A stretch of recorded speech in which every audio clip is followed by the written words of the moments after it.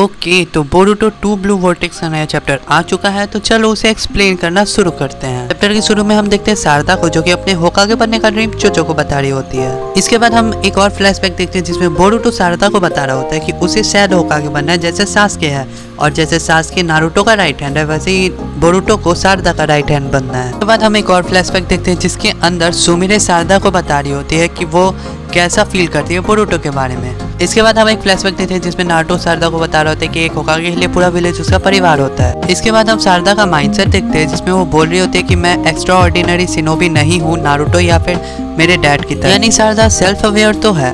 फिर हम लोग को पता चलता है कि सारदा अपने होकागे के ड्रीम को फॉलो करना चाहती है और इसके पास किसी भी चीज के लिए टाइम नहीं है, लाइक फ्रेंडशिप और लव। लेकिन सारदा कितना भी चाहे, हर बार उसको बचाने के लिए एक बंदा उसके साथ खड़ा ही होता है जो कि अपना यंग लॉर्ड, और इसी कारण से सारदा ना चाहते हुए भी बार बार डिस्ट्रैक्ट हो जाती है और वी कैन से कि उसके प्यार में गिर चुकी है बेचारी। हाँ, और इसके बाद सारदा को याद आ रहा होता है कि हर बार जितने भी लोग थे जो बोरुटो को पसंद करते थे, अब सब वो उसके जान के दुश्मन बन चुके हैं ड्यू टू आइडाज ओमनीपोटेंस। फिर हम देखते हैं सासके बोरुटो को बता रहे होते हैं कि आखिर सासके बोरुटो की मदद कर क्यों रहा है। उसका रीज़न ये है कि सारदा उसे मनाती है और उसी टाइम उसका मांगेक्यू शारिंगान अवेक हो जाता है, और इसका रीज़न ये है क्योंकि मांगेक्यू शारिंगान तभी अवेक होता है जब आप किसी भी स्ट्रॉन्ग फीलिंग को एक्सप्रेस कर रहे हो। फिर अपन प्रेजेंट में आते हैं जहाँ पे सारदा अपने मांगेक्यू शारिंगान की एबिलिटी को यूज़ कर रही होती है। इसके बाद हम लोग देखते हैं कि रयू और सारे शिनोबी का हालत सारदा की एबिलिटी को देख के ऐसा हो चुका है जैसा हम लोग का एग्जाम के टाइम पे होता है, यानी कुछ समझ ही नहीं आ रहा भाई। फिर हम लोग देखते हैं कि रयू अपने आयरन सैंड से सारदा पे हमला करता है, लेकिन सारदा अपने मांगेक्यू शारिंगान की एबिलिटी से उसे कैप्चर कर लेती है। फिर रयू कंफ्यूज होकर बोलता है आखिर ये है क्या चीज़। इसके बाद सारदा मित्सुकी को बोलती है कि अपने आप को और इन लोगों को बचा के रखो, और बोलती है कि मेरी चिंता मत करो, भले ही मेरी पावर अभी जागी हो लेकिन मुझे इसके बारे में सब कुछ पता है। इसके बाद रयू और सारदा की भसड़ होती है जिसमें सारदा बार बार रयू के आयरन सैंड को अपने मांगेक्यू शारिंगान की एबिलिटी से अब किसी और डायमेंशन में भेज रही होती है। उसके बाद हम लोग सारदा को देखते हैं जो कि अपने आप को और रयू को हवा में लेविटेट कर रही होती है।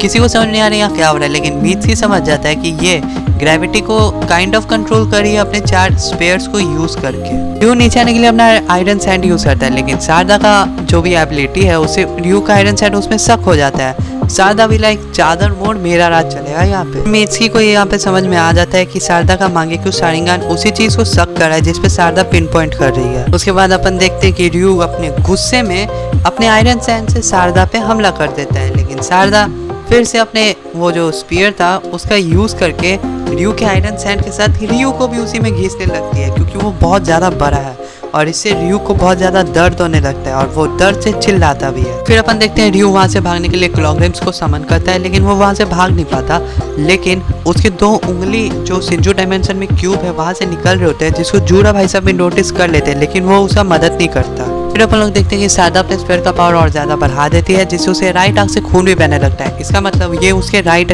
आंख का पावर है और उसके लेफ्ट आंख का पावर अभी भी अननोन है। तुम लोगों को नहीं पता तो दोनों मांगेक्यू शारिंगान में अलग पावर होती है। इसके बाद सारदा बोलती है मांगेक्यू शारिंगान ओहिरू में, भाई ये है रियल गॉडेस डूड। तो ये बोलने के बाद सारदा अपने स्पेयर का पावर इतना ज्यादा बढ़ा लेती है जिससे रयू का पूरा चीतरा हो जाता है और दिवाली बन जाती है भाई, पटाखा फूट गया बड़ा सा।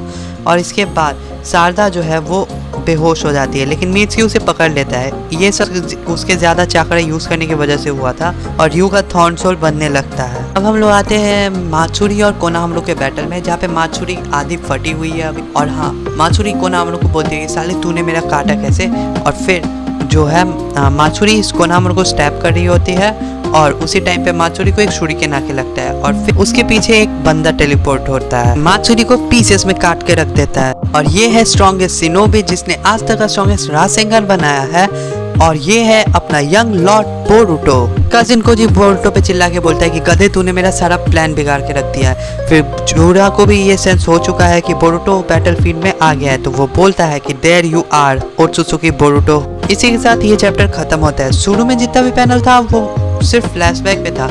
मेरे को ये चैप्टर बहुत बढ़िया लगा, मैं इसे स्ट्रेट 8 on 10 दूंगा। और बस आज के वीडियो के लिए बस इतना ही, मिलेंगे नेक्स्ट वीडियो में, तब तक के लिए पीस आउट।